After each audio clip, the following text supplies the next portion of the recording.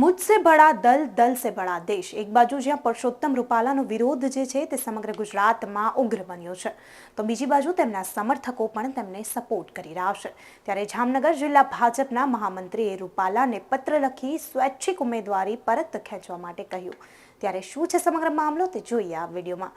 નમસ્કાર, હું અમરીન અને તમે જોઈ રહ્યા છો નિર્ભય ન્યૂઝ।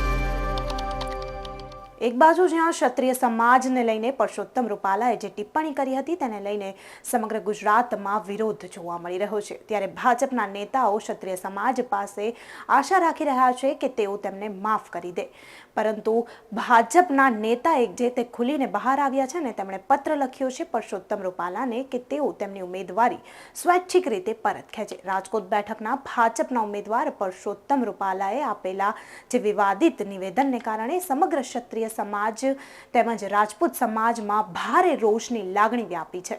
હવે આ રોષ ઉગ્ર આંદોલનનું સ્વરૂપ લઈ રહ્યું છે ત્યારે હવે ભાજપના નેતાઓ રૂપાલાની ઉમેદવારી પાછી ખેંચવા માટે મેદાને આવ્યા છે। જામનગર જિલ્લા ભાજપના મહામંત્રીએ રૂપાલાને પત્ર લખી સ્વૈચ્છિક રીતે તમારી ઉમેદવારી પરત ખેંચવા વિનંતી કરી છે।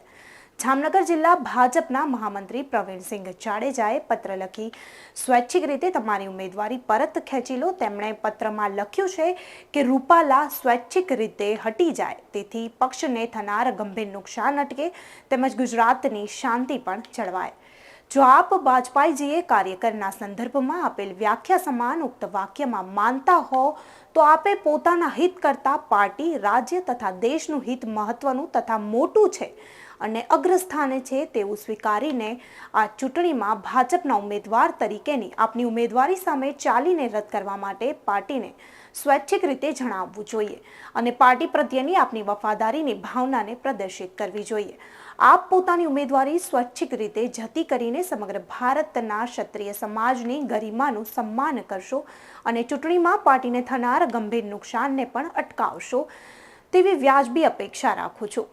તો આ મુદ્દે તમે શું કહેવા માંગો છો તે કમેન્ટ બોક્સમાં અમને ચોક્કસથી જણાવજો તથા આવા જ ઇન્ફોર્મેટિવ વિડીયોઝ જોવા માટે જોડાયેલા રહો નિર્ભય ન્યૂઝ સાથે તથા અમારી ચેનલ નિર્ભય ન્યૂઝને લાઇક, શેર અને સબસ્ક્રાઇબ કરવાનું ભૂલતા નહીં। આભાર।